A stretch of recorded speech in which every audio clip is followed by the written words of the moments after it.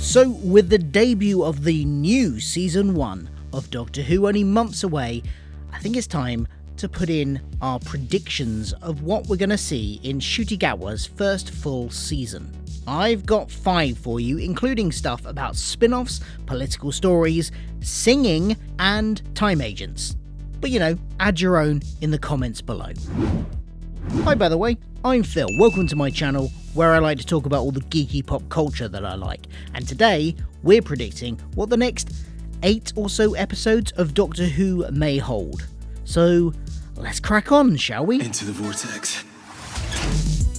A musical episode. I've said this before, and I will say it again. We're getting a musical episode of Doctor Who. I'm putting my foot down and saying that is a absolute certainty. I'm just hoping it'll be this season. All the signs are there.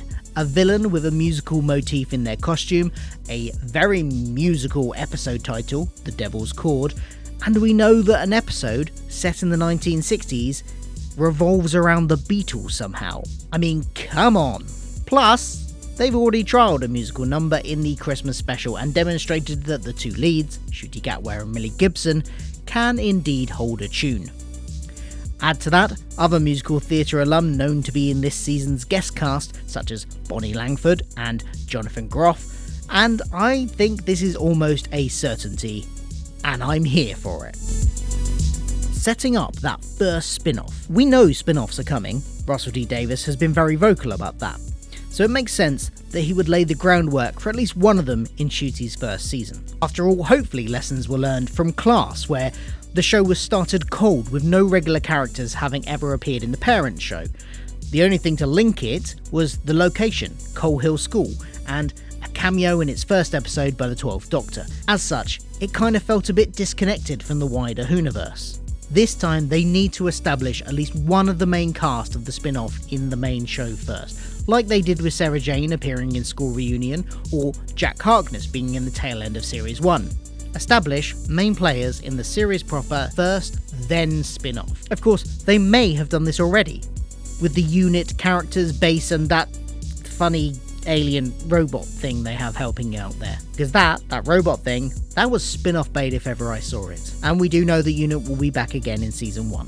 Of course, the spin-off could be one set in the past. If the rumoured Sea Devil spin-off is one set in the ancient past of the Silurian Age, for more on that possibility, check out this video I made on it, then we may not see Sea Devils themselves, but perhaps maybe a modern day character who's set up in Doctor Who and then lost in time to that era, where we can meet back up with her and the Sea Devils in the ancient past, with the Sea Devils only maybe being teased rather than fully seen in the Doctor Who episode, because there will be no returning monsters or villains. Don't expect Daleks, Cybermen, or even Sontarans to show up in Season 1. Russell has already said he'll be resting the Daleks, but I think he'll be resting every other returning villain and monster too. Much like Series 11 did, but with a stronger through line of the series with original villains for that series. Actually, still having some kind of story arc, for instance. It makes sense to make this as accessible as possible to new audiences. And while old villains can absolutely be brought back in accessible ways, developing some decent new future returning villains and aliens is much needed.